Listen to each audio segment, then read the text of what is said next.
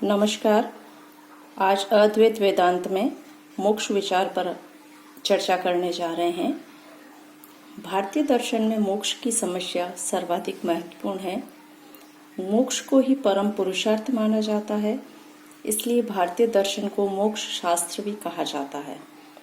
भारतीय दर्शन पाश्चात्य दर्शन की भांति बौद्धिक पिपासा या बौद्धिक जिज्ञासा की तृप्ति मात्र नहीं है, अपितु जीवन की समस्या के समाधान के लिए है। भारतीय दर्शन में विशेषतः 6 आस्तिक दर्शनों और जैन मत में मोक्ष का अर्थ आत्मलाभ है, अर्थात आत्मा की अपने निज स्वरूप में अवस्थिति, अर्थात आत्मा अपने वास्तविक स्वरूप को पहचान ले, यही मोक्ष है। इसका तात्पर्य यह है कि मोक्ष प्राप्ति का अर्थ किसी विशेष स्थान में पहुंचना या किसी विशिष्ट पदार्थ से योग होना नहीं है।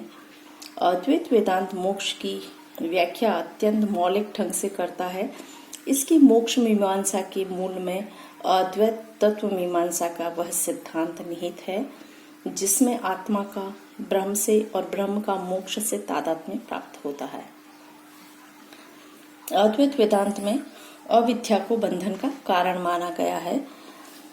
अद्वैत वेदांत की तरह अन्य भारतीय दार्शनिकों में भी, जो मैंने ऊपर अभी चर्चा की है, जैन दर्शन के साथ 6 अन्य दर्शन जो है, सभी ने अविद्या को ही बंधन का, अज्ञान या अविद्या को बंधन का कारण माना है। अन्य भारतीय विचारधाराओं के समान अद्वैत वेदांत भी अज्ञान या अविद्या को बंधन और दुख का कारण स्वीकार करता है। इसमें मोक्ष और इसकी प्राप्ति का साधन केवल प्रतीकात्मक महत्व रखता है, क्योंकि तत्वमीमांसा की दृष्टि से मोक्ष स्वरूप है, ब्रह्म स्वरूप है एवं नित्य युक्त है। वह परमार्थ ब्रह्म से अभिन्न है। वह अनादि अविद्या के कारण ब्रह्म से अपने पार्थक्य का अनुभव करता है और अनेक प्रकार के दुखों को भोगता है। मोक्ष प्राप्ति जीव का केवल अपने निज स्वरूप का ज्ञान है, जिसे जीव अज्ञान के कारण कुछ समय के लिए भूल चुका है। अद्वैत वेदांत के अनुसार मोक्ष में एकमात्र जरूरत उस बाधा को हटाने की है जो उसके वास्तविक स्वरूप को छिपाकर उसे बंधनग्रस्त करती है। इसमें अज्ञान ही वह बाधा है जिसे दूर करने की आवश्यकता है। तात्पर्य यह है कि शंकर वेदांत में जीव अविद्या के कारण देह, इंद्रियां एवं अंतःकरण आदि से अपना तादात्म्य करके बंधनग्रस्त होता है। परिणाम स्वरूप वह स्वयं को अच्छे बुरे कर्मों का कर्ता, सुख दुख आदि का भोक्ता मानकर आचरण करता है। मोक्ष का स्वरूप, चूंकि जीव का बंधन अविद्याकृत है, अतः अद्वैत वेदांत में अविद्या निवृत्ति ही मोक्ष है। अविद्या निवृत्ति रेवह मोक्षः। जीव परमार्थ ब्रह्म स्वरूप एवं नित्य मुक्त है। वह अनादि अविद्या के कारण अपने पारमार्थिक स्वरूप को भूलकर अपने को बंधन में पाता है। इसी कारण यहाँ अविद्या का दूर होना मात्र ही मोक्ष माना जाता है। अविद्या के दूर होते ही और ज्ञानोदय के साथ ही आत्मा अपने निज या नित्य स्वरूप का साक्षात्कार करके मुक्त हो जाता है। जब अविद्या का लोप होता है तब आत्मा वैसे ही स्वतः प्रकाशित होती है जैसे प्रभावी मलिनताओं के छूट जाने पर स्वर्ण में चमक आ जाती है, अथवा दिन के छिप जाने पर मेघ शून्य रात्रि में तारे प्रकाश देने लगते हैं। इस प्रकार मोक्ष मिथ्या दृष्टिकोण का मिट जाना मात्र है। शंकर कहते हैं कि जैसे रस्सी का ज्ञान होने पर सर्प ज्ञान दूर हो जाता है तथा जाग जाने पर स्वप्नावस्था की रचनाएं स्वतः नष्ट हो जाती है, वैसे ही ब्रह्म ज्ञान होने पर बंधन एवं तजन्य अर्थात उससे उत्पन्न दुख समाप्त हो जाते हैं। अद्वैत वेदांत में कतिपय अन्य उपमाओं के द्वारा भी इस तथ्य को समझाया गया है। जैसे कोई व्यक्ति अपने कंठ में हार रहते हुए भी उसको इधर उधर ढूंढता है, किंतु विस्मृति समाप्त होने पर उसे गले में ही पाता है, वैसे ही नित्य आनंद स्वरूप मोक्ष जीव को नित्य प्राप्त होते हुए भी अविद्या से आवृत होने के कारण उसे अप्राप्त सा प्रतीत होता है। जब श्रवणादि के द्वारा अविद्या निवृत्ति हो जाती है तब जीव को अपने आनंद स्वरूप का बोध लक्षण हो जाता है। इस प्रकार अविद्या निवृत्ति मात्र या आत्मबोध मात्र ही मोक्ष है। पुनः मोक्ष नित्य प्राप्ति की ही प्राप्ति है। उपरोक्त उदाहरणों से ये स्पष्ट है कि मोक्ष प्राप्ति जीवन का केवल अपने नित्य स्वरूप का ज्ञान है, जिसे वह कुछ समय के लिए भूल चुका होता है। तात्पर्य यह है कि शंकर के दर्शन में मोक्ष ऐसा कोई आदर्श नहीं जो इससे पृथक है और जो निकट या दूर भविष्य में प्राप्त होने वाला है। मोक्ष या मुक्ति आत्मा को किसी नवीन अवस्था की प्राप्ति नहीं है, यह आत्मा के नित्य स्वरूप का ही साक्षात्कार है। इस प्रकार मोक्ष न तो परमार्थ उत्पन्न होता है और न पहले से अप्राप्त है, यह प्राप्त की ही प्राप्ति है। यह शाश्वत सत्य का अनुभव है। यद्यपि ये खेद की बात है कि कभी कभी शंकर के दर्शन की मूल्यपरक व्याख्या की जाती है। ऐसी व्याख्याओं में डॉक्टर आरपी सिंह का नाम विशेष रूप से उल्लेखनीय है। इसमें मोक्ष को एक मूल्य मानते हुए भविष्य में प्राप्तव्य बताया जाता है, परंतु इस प्रकार की व्याख्या अद्वैत के विचार को कुलषित कर देती है, क्योंकि शंकर के दर्शन में मोक्ष न तो कोई मूल्यपरक पदार्थ है, न मूल्यात्मक अवधारणा है, न कोई नैतिक आदर्श है और न कोई ऐसी वस्तु जो निकट या सुदूर भविष्य में प्राप्त होती है, क्योंकि ऐसी स्थिति में उसे प्राप्त करने के लिए कर्म अपेक्षित होगा। किंतु शंकराचार्य कर्म द्वारा मोक्ष की प्राप्ति असंभव मानते हैं।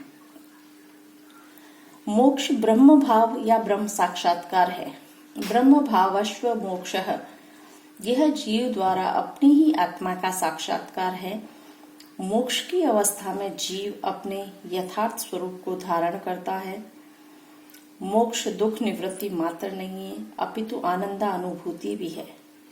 शंकराचार्य मोक्ष का स्वरूप बताते हुए कहते हैं कि यह पारमार्थिक सत्य, कूटस्थ नित्य, आकाश के समान सर्वव्यापी, सभी क्रियाओं से रहित, नित्य तृप्त, निरअवयव एवं स्वयं ज्योतिष स्वभाव है। मोक्ष की अवस्था में धर्म एवं अधर्म अपने कार्य सुख एवं दुख के साथ तीनों कालों में संबंध नहीं रखते हैं। जीवन मुक्ति एवं विदेह मुक्ति। अद्वैत वेदांत में मोक्ष के दो रूप प्राप्त होते हैं, जीवन मुक्ति एवं विदेह मुक्ति। इसी जीवन में ही मोक्ष प्राप्त होना जीवन मुक्ति है। शंकर के अनुसार इस जीवन में सदेह रहते हुए भी जीव मुक्त हो सकता है। जीव ब्रह्मैक्यत्व की अपरोक्षा अनुभूति होने पर जीव इसी जीवन में मुक्त हो जाता है। शरीर नष्ट होने के बाद वाली मुक्ति विदेह मुक्ति है। जीवन मुक्त के जीवन की दो अवस्थाएं होती है। एक समाधि की अवस्था, इसमें वह अंतर्मुखी होता है और स्वयं को ब्रह्म में लीन कर लेता है। उसका स्वतंत्र व्यक्तित्व समाप्त होकर ब्रह्म में लीन हो जाता है। द्वितीय व्युत्थान अवस्था, इसमें संसार का मिथ्या प्रपंच उसके सामने होता है, किंतु वह इससे प्रभावित नहीं होता। वह संसार में रहते हुए भी उससे निर्लिप्त रहता है और सारे क्रियाकलापों को करते हुए भी उनसे दूर रहता है। शंकर का कर्मरत जीवन उसका स्पष्ट प्रमाण है। जीवन मुक्त न तो स्वार्थ से प्रेरित होकर कोई कर्म करता है और न अन्यों के प्रति कर्तव्य भावना से प्रेरित होकर। इसके लिए सामाजिक आचार के सामान्य नियम व यज्ञ अनुष्ठान व्यर्थ हो जाते हैं। जीवन मुक्त संघर्ष एवं द्वंद्व की अवस्था से परे होता है। उसके जीवन में आवेग व इच्छा का कोई स्थान नहीं होता। परिणाम स्वरूप उसके कर्म अनायास होते रहते हैं। जिस प्रकार कैंचुल उतार कर फेंक देने पर सर्प को उसमें कोई आसक्ति नहीं होती है, उसी प्रकार जीवन मुक्त को अपने शरीर में कोई आसक्ति नहीं होती है। जीवन मुक्त भौतिक उपाधियां अर्थात शरीर आदि से अलग हो जाता है, तो उसकी इस अवस्था को विदेह मुक्ति कहते हैं। शंकर के अनुसार ब्रह्म ज्ञान हो जाने पर संचित कर्म का क्षय हो जाता है तथा क्रियमाण कर्म बंधनकारी नहीं होते, किंतु प्रारब्ध कर्मों का निवारण इससे नहीं होता। उनका निवारण केवल उनके भोग से होता है। अतः प्रारब्ध कर्मों के भोग के लिए कुछ समय तक उसका शरीर बना रहता है। ये जीवन मुक्ति की स्थिति है। जब जीवन मुक्त के प्रारब्ध कर्मों का भोग समाप्त हो जाता है तब उसका शरीर नहीं रहता, क्योंकि ये शरीर प्रारब्ध कर्मों का फल है। इस प्रकार स्थूल एवं सूक्ष्म शरीरों के अंत के परिणाम स्वरूप जीवन मुक्त की अवस्था को विदेह मुक्ति कहते हैं। किंतु सर्वज्ञात मुक्ति केवल विदेह मुक्ति को स्वीकार करते हैं, जीवन मुक्ति को नहीं। उनके अनुसार जीवन मुक्ति विषयक शास्त्र अर्थवाद है, क्योंकि जीवन मुक्ति के प्रतिपादन से में शास्त्र का कोई प्रयोजन नहीं है। यह मुमुक्षु को केवल मोक्ष प्राप्ति के लिए प्रेरित करता है। इन विचारकों की दृष्टि में शरीर तो अविद्या के कारण है, और यदि अविद्या निवृत्ति ही मोक्ष है तो मोक्ष की अवस्था में शरीर का होना व्याघातक पूर्ण है।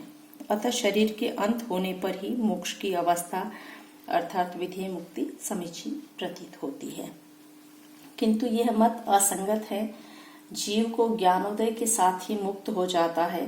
जीवन मुक्ति की अवस्था में शरीर इसलिए बना रहता है क्योंकि मुक्ति प्राप्त होने पर भी कुछ अविद्या बनी रहती है, जिसे अविद्या लेश कहते हैं। अविद्या लेश के कारण मुक्त पुरुष का शरीर कुछ समय के लिए बना रहता है। जैसे जली हुई रस्सी में ऐंठन बनी रहती है, कुंभकार का चाक तब तक चलता रहता है जब तक उसमें वेग का संस्कार बना रहता है। इसी प्रकार अविद्या निवृत्ति के बाद भी प्रारब्ध कर्म के कारण अज्ञान का विक्षयांश बना रहता है। वह अविद्यालेश है। इस अविद्यालेश के कारण कुछ समय तक शरीर धारण करना पड़ता है।